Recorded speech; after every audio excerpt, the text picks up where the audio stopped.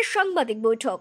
বীরভূম জেলা তৃণমূল কংগ্রেস ভবন বোলপুরের সাংবাদিকদের মুখোমুখি হন অনুব্রত মণ্ডল। তিনি জানান, আইএনটিটিইউসির বৈঠক আছে, তাছাড়া ভোটার লিস্টে যে ট্রেনিং চলছিল গতকাল তার শেষ হয়েছে, খুব সুন্দরভাবে শেষ হয়েছে, খুব ভালো কাজ হয়েছে। বীরভূম জেলাতে খুব ভালো কাজ করছে আইপ্যাক, প্রত্যেক বিধানসভা এবং প্রত্যেক ব্লকে প্রত্যেক অঞ্চল ধরে ধরে কাজ হয়েছে। এছাড়াও ন্যাশনাল ডিফেন্স একাডেমি দেশের প্রথম স্থান অর্জনকারী ইমন ঘোষকে অভিনন্দন জানান। এরপর তিনি আরও জানান, বোলপুরে 19 তারিখে ওয়াকফ বিলের প্রতিবাদে যে সভার আয়োজন করা হয়েছে তার নির্দিষ্ট দিনে হবে বলেও জানান। প্রত্যেকটা জায়গায় যেখানে যে ইউনিয়ন আছে পতাকা, আইএনটিটিইউসির পতাকা উত্তোলন করতে হবে, একটা করে মিছিল করতে হবে, বর্ণাঢ্য মিছিল। যদি খুব গরম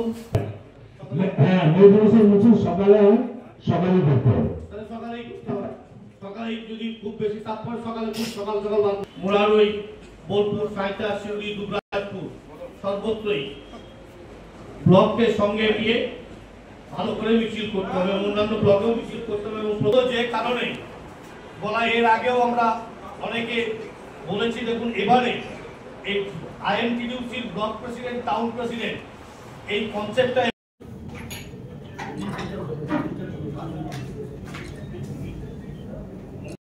উপরে। আর আমাদের এখানে যে প্রেসটা হয়েছে, আমাদের বিয়ালরও বসে রয়েছে, আমাদের জেলার এক নম্বর বিয়ালর, সে হচ্ছে দীপক রায়, তিনি আছেন।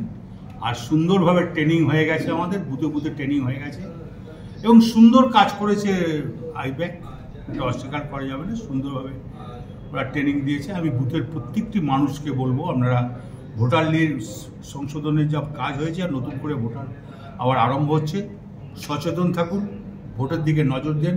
এবং বিয়ালর দীপক রায়কে বলবো, তুমি সবসময় ডিএম অফিসে যোগাযোগ রাখবে, বোলপুর এসডি অফিসে যোগাযোগ রাখবে, শিউরি এসডি অফিসে যোগাযোগ রাখবে, রামপুরহাট এসডিপি অফিসে যোগাযোগ রাখবে, এটা ওর কাজ। আর আমাদের বুথ কর্মীদের বলবো, যারা বিয়ালরা আছেন তারা সবসময় কোনো প্রবলেমে পড়লে দীপক রায়কে যেন ফোন করে, তারপরেও যদি না হয় আমাকে সরাসরি যেন আমার কাছে এসে দেখা। উনি কি এই জেলার এই ভোটার বিষয়টা দেখছেন? উনি বিয়ালর, 1 নম্বর বিয়ালর। ওয়াকফ বিল নিয়ে মিছিল আছে বা সমগ্র বিষয়টা নিয়ে দেখুন, ওয়াকফ বোর্ডের মিছিল আছে। আমার বক্তব্য, প্রথমে আমি লোক হব, আমি হিন্দু মুসলমান, আমি মানুষ। মানে মুর্শিদাবাদে গন্ডগোল হলো, মুর্শিদাবাদে কি হয়েছে সেটা মমতা ব্যানার্জি সম্পূর্ণভাবে দেখছে এবং ওয়াকফ নিয়ে মমতা ব্যানার্জি যা দেখছে, এরপর আর কারো কিছু করা উচিত নয়, এই কারণে যেটা মমতা ব্যানার্জি ওদের পাশে আছে। বীরভূমবাসীর উদ্দেশ্যে কি বলবেন? বীরভূমবাসী যখন ওয়াকফ যেখানে যেখানে মিছিল হয়েছে, খুব সুন্দর হয়েছে পরিবেশ, কোনো অশান্তি হয়নি। বোলপুরেও 19 তারিখে আছে, ওরা ডাকবাংলার স্টেডিয়াম মাঠে মিটিং করবে, কোনো অসুবিধা হবে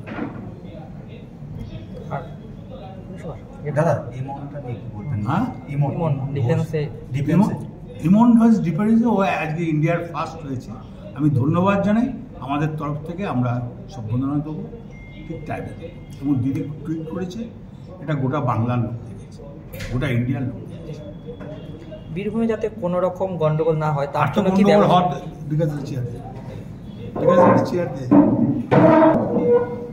হওয়ার তো কারণ নাই।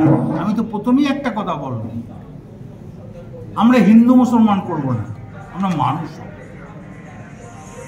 মানে প্রতিবাদ হবে যাতে অশান্তি না। না, প্রতিবাদ ওরা করতেই পারে।